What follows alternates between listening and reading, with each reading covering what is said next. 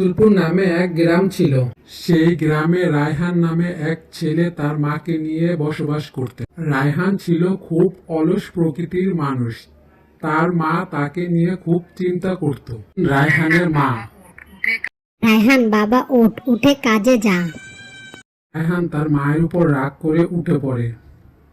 তোমার জ্বালায় শান্তিতে একটু ঘুমাতেও পারবো না। বাবা দেখ, আমাদের অভাবের সংসার, তুই কাজ না করলে আমরা খাবো কিভাবে? রায়হান এই কথা শুনে মায়ের উপর রাগ দেখিয়ে ঘর থেকে বের হয়ে যান। থাকবো না আর ঘরে, তোমার এত কথা আর ভালো লাগে না। কত রাত হয়ে গেছে, ছেলেটা এখনো বাসায় ফিরল না। রায়হান মনের কষ্টে গাছের নিচে বসে বলছিল, এত গরিব কেন আমরা। দিয়ে গাছের ডালে বসে থাকা পাখিটি সব শুনছিল। হঠাৎ পাখিটি উড়ে এসে রায়হানের সামনে বসলো। বন্ধু, তোমার কিসের এত দুঃখ? আমরা অনেক গরিব, আমার মাকে নিয়ে চলতে অনেক কষ্ট হয়ে যায়।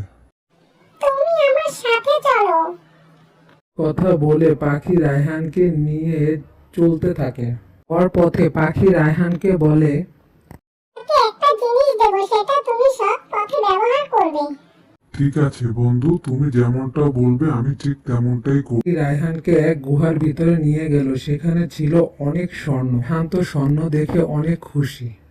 এবার থেকে আমাদের ঘরে আর কোনো অভাব থাকবে না। আপনারা যদি দুঃখী রায়হানের পরের পার্টটি দেখতে চান তাহলে কমেন্ট বক্সে জানান।